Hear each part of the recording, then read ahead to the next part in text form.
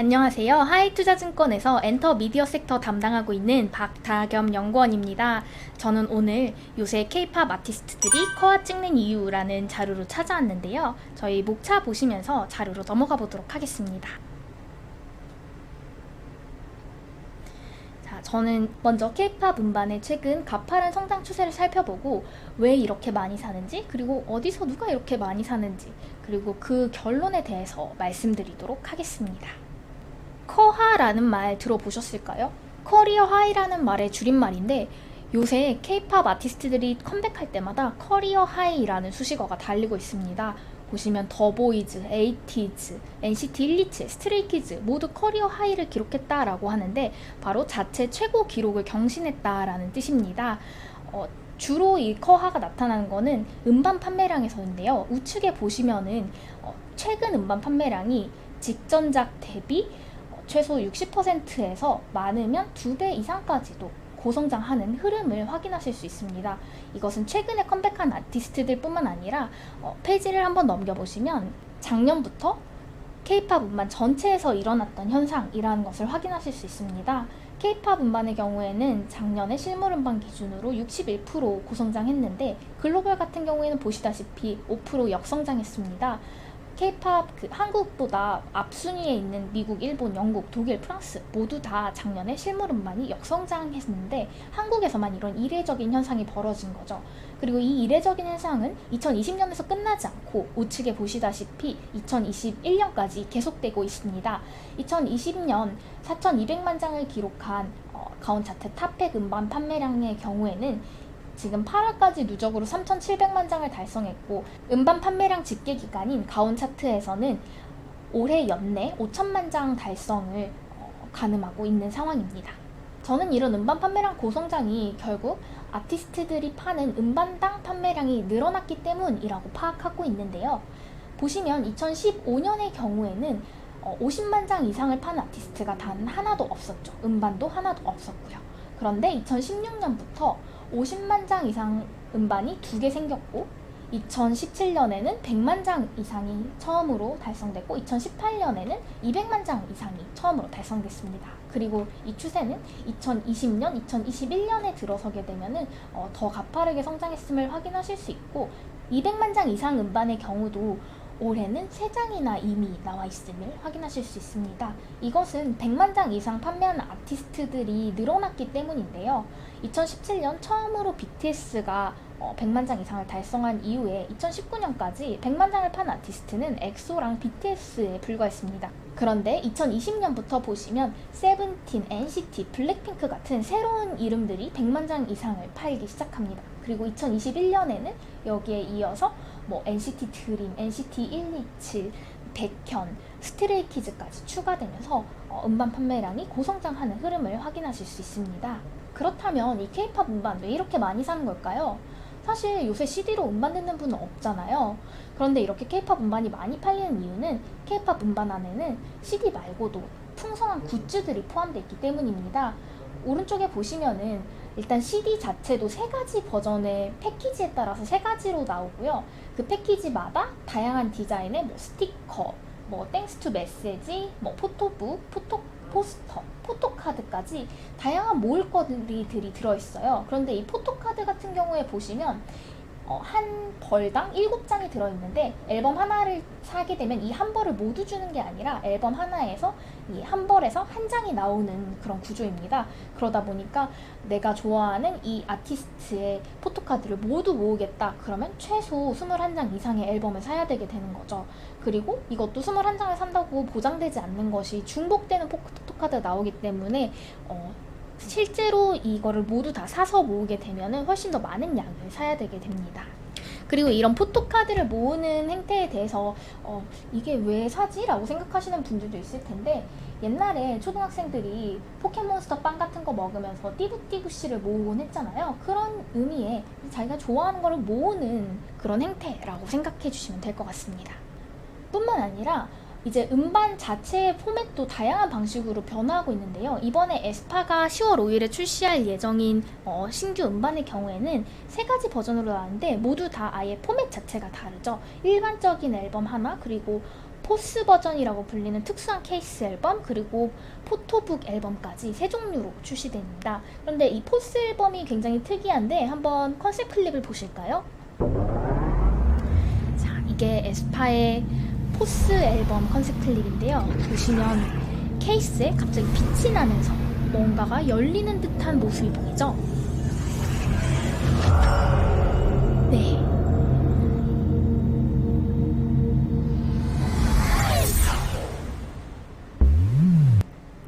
이 앨범 같은 경우에는 평범한 CD 앨범인데 거기에다가 SM에서 개발한 AR 앱을 가지고 그 앨범을 비추게 되면 앞서 보신 것과 같은 어떤 차원 통로가 열리는 듯한 모습을 확인하실 수 있습니다. 이 차원 통로가 열리는 설계를 한 이유는 에스파의 세계관 안에서 어떤 세계를 넘나든다라는 설정이 있는데 그거를 앨범에 이렇게 구현해서 또 콜렉터블로서의 가치를 높였다라고 생각하시면 될 것 같습니다.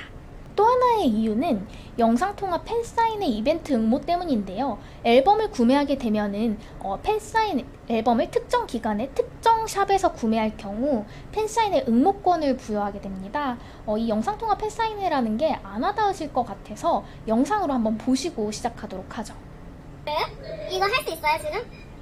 까먹었어요. 아 보면서 해요 그러면? 해볼게요.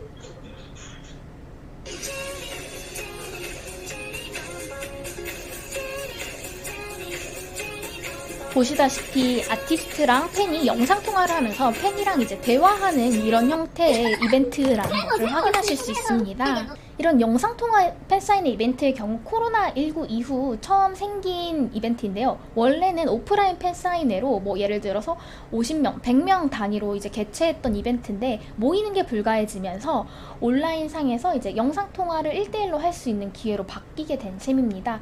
근데 팬들 입장에서는 자기가 좋아하는 아티스트를 원래 만약에 팬사인회장에 가게 되면은 모든 아티스트를 봐야 되기 때문에 한 아티스트당 뭐 10초 정도밖에 못 본다면 영상통화 팬사인회 이벤트에서는 1분에서 뭐 2분까지도 볼 수 있어서 훨씬 만족도가 높고 또 온라인으로 진행되다 보니까 거리상으로 이제 한국까지 팬사인회를 오기 어려웠던 해외 팬들도 참여할 수 있기 때문에 팬덤의 반응도 굉장히 좋은 이벤트입니다. 자, 그러면은 이 음반들이 기념품으로서의 가치 혹은 팬사인회 응모권으로서의 가치가 있다는 건 확인했는데 그러면 이거는 팬들이 사는 거잖아요. 이 팬들은 도대체 어디에 이렇게 많이 있는 걸까요?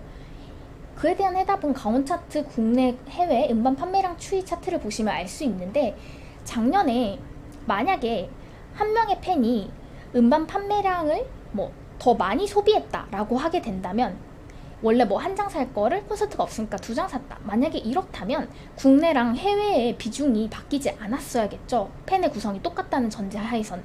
그런데 2019년과 2020년을 보시면 국내 같은 경우에는 음반 판매량이 7% 성장하는 데 그쳤는데 해외 같은 경우에는 150% 이상 고성장했다는 것을 알 수 있습니다. 이것은 물론 팬들이 단위 한 명당 앨범 구매량이 늘어나는 것도 반영되어 있겠지만 신규로 유입되는 팬들이 그만큼 많았다라는 뜻이고 그 신규로 유입된 팬들이 해외에서 많이 왔다라는 것을 보여주고 있는 차트죠. 우측에 있는 음반 수출액 추이 차트를 봐도 같은 결과를 얻을 수 있는데요. 기존의 K-팝의 주요 시장으로 꼽히는 일본과 중국이 속해 있는 아시아 시장뿐만 아니라 북미, 유럽, 기타 시장까지 작년에 고르게 고성장했던 모습을 확인하실 수 있습니다. 특히 주력 시장이 아니었던 비아시아 시장의 비중이 이제 20% 후반대까지 올라온 상황으로 K-팝이 정말로 글로벌에서 인기를 얻고 있음을 실감하실 수 있습니다. 이런 수출 데이터뿐만 아니라 구보 및 데뷔 앨범 판매량을 보게 되면 또 한 번 신규 팬덤이 늘어나고 있다는 것을 확인하실 수 있는데요. 왼쪽에 보이는 가온 차트 탑 400의 상반기 구보 판매 추이를 보시면 매 상반기마다 조금씩 구보 판매량이 늘어왔는데 2021년 상반기에는 더 큰 폭으로 상반기 구보 판매량이 늘어났음을 확인하실 수 있습니다. 주요한 역할을 한 거는 NCT 드림인데요. 우측에 보시면 NCT 드림 같은 경우에는 데뷔 앨범을 처음에 발매했을 때는 5만 장도 못 팔았는데 2021년 상반기에만 11만 장을 팔았음을 확인하실 수 있고 NCT 드림 외에도 이미 우리가 굉장히 성숙한 아티스트라고 생각하는 BTS 같은 경우에도 데뷔 앨범이 매월 꾸준히 성장하는 트렌드를 확인하실 수 있습니다. 참고로 BTS 같은 경우에는 2021년 1월부터 8월까지 7.5만 장의 데뷔 앨범을 판매했습니다. 그럼 이렇게 글로벌에서 꾸준히 팬덤이 느는 이유가 뭘까요? 저는 그 원인이 SNS를 통한 K-팝의 확장에 있다고 생각하고 있어요. 먼저 왼쪽 차트를 보시면 유튜브 K-팝 글로벌 지도인데요. 이 지도에서 파이 차트 같은 경우에 이제 국가별로 2019년에 조회수 차지하는 비중을 나누는 차트예요. 한국이 10%고 그 뒤에 뭐 인도네시아, 태국, 베트남, 미국, 일본 등 다양한 지역에서 조회수가 나오고 있음을 확인하실 수 있고, 사실 글로벌 전체로 봤을 때 한국의 조회수 비중은 10%에 지나지 않는다. 즉 90%의 조회수가 글로벌 유저들에게서 나오고 있다라고 생각하실 수 있을 것 같습니다. 그리고 이런 글로벌에서 K-팝의 인기를 또 한 번 확인해주는 데이터가 이제 트위터에서도 한 번 나왔는데요. 우측에 보시면 K-팝 대화량 확산 지도라는 건데, K-팝과 관련된 트위터 안에서의 트윗을 이제 카운트한 수치예요. 2010년 같은 경우에 보시면은 거의 불빛이 없죠. 그런데 2015년에 조금씩 뭐 동남아 같은 경우에는 아예 빨갛게 타 있고, 글로벌도 각지 메인 도시들 중심으로 빨간 불이 올라오는 걸 확인하실 수 있는데, 2020년에 보시면 거의 전염병처럼 K-팝이 퍼져 있는 모습을 확인하실 수 있습니다. 이만큼 K-팝에 대해서 이제 글로벌로 관심 있어 하는 사람들이 많이 늘어났고 소비하는 사람들이 늘어났다라는 증거라고 저는 생각합니다. 그렇다면 이렇게 SNS에서 다른 음악 장르들에 비해서 K-팝이 특히나 팬덤들에게서 이렇게 반응이 좋을 수밖에 없었던 이유가 뭘까요? 저는 K-팝의 특화된 디지털 컨텐츠 유통 전략과 팬들과의 적극적인 소통에서 이런 차이가 벌어졌다라고 생각하고 있습니다. 과거에 SNS가 없을 때를 한번 생각해 보시면 우리가 아티스트를 접하는 경로는 TV, 라디오, 신문 정도였어요.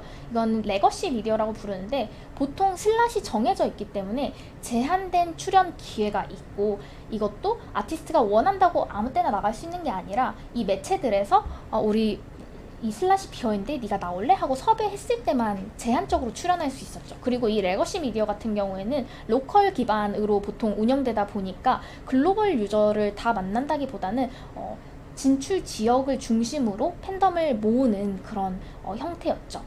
그런데 SNS가 등장하고 스마트폰이 대중화되기 시작하면서 SNS 미디어들의 유저들, 그 오디언스, 그러니까 글로벌 오디언스의 규모가 기하급수적으로 커지게 됩니다. 그리고 그 구간에서 가장 적극적으로 컨텐츠를 이 SNS 채널들에 유통한 게 K-팝 아티스트들이에요.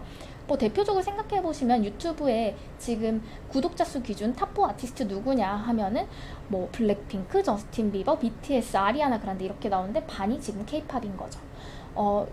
이런 유튜브를 통해서 유튜브나 뭐 페이스북, 트위터 이런 매체를 통해서 아티스트들이 자체 채널을 운영하게 됐을 때 장점은 과거 레거시 미디어에선 보여줄 수 없었던 훨씬 더 다양한 모습들, 뭐 연습 영상이라든지 아니면 뭐 일상에 관한 브이로그, 아니면은 뭐 비하인드 콘텐츠 이런 것까지 더 다양한 내용들을 팬들에게 보여주게 되었고, 이거는 결국 팬들이 더 아티스트에게 빠르게 충성도를 올릴 수 있는 계기가 되게 되었고, 뿐만 아니라 아티스트만 이 SNS 채널에 컨텐츠를 올릴 수 있는 게 아니라 팬들 역시 컨텐츠를 올릴 수 있다 보니까 팬들이 자기 아티스트의 뭐 입덕 영상 이런 걸 만들어서 우리 아티스트가 어떤 점이 매력적인지 이런 거를 다른 사람들에게 이 채널들에서 홍보하거나, 아니면 아티스트의 음악을 자막을 달아서 뭐 영어, 스페인어, 뭐 요새는 인도네시아어, 베트남어 이런 것까지 각종 언어로 달아서 글로벌 오디언스들에게 우리 아티스트의 음악을 직접 홍보해주는 역할을 한다거나, 아니면 트위터에서